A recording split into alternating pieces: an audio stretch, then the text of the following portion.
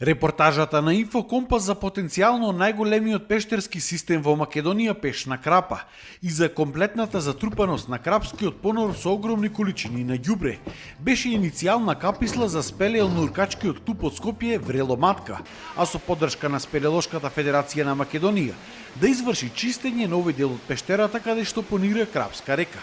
Каналите беа буквално блокирани од стотици килограми пластични шишиња и друг вид на смет, кои што жителите на селото Крапа го фрлаат во реката, а после тоа реката го носи во овој понор.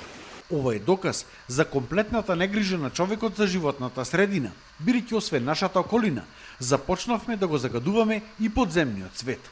Инаку ова е прва ваква екоакција во Македонија која што се изведува за чистење на пештера. Завршивме една многу успешна екоакција која што и за прв пат кај нас во Македонија да се спроведува по иницијатива на спелеонуркачкиот клуб Врело Матка, каде што потенцираа да направиме една несекојдневна еколошка акција, а тоа беше да се изчисти, да се започне со чистење на ѓубрето кое што понира во Крапската река.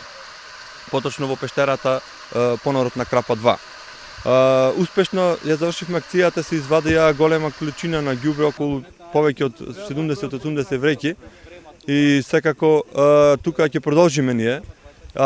Мораме да кажеме дека федерацијата ги поддржува сите клубови кои што започнуваат на било каков начин да се, да покреваат иницијативи за заштита на животната средина, за грижење на еколошката свест и чување на природните богатства. Но за жал и покрај оваа акција, Крапскиот понор не е комплетно исчистен и делови од него и понатаму останаа затрупани со ѓубре. Така што за негово целосно чистење ќе бидат потребни и други вакви екоакции.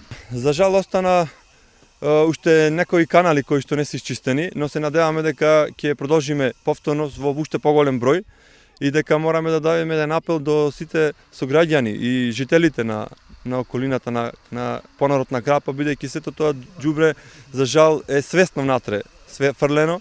Нешто е нормално со текот на самата река што наносува, но од поголемиот дел е свесно, бидејќи граѓаните не знаат дека сето тоа ѓубре кое што мислат дека да го отстранат од своите дворови, го фрлаат во реката, но за жал таа река некаде понира и излегува во извори.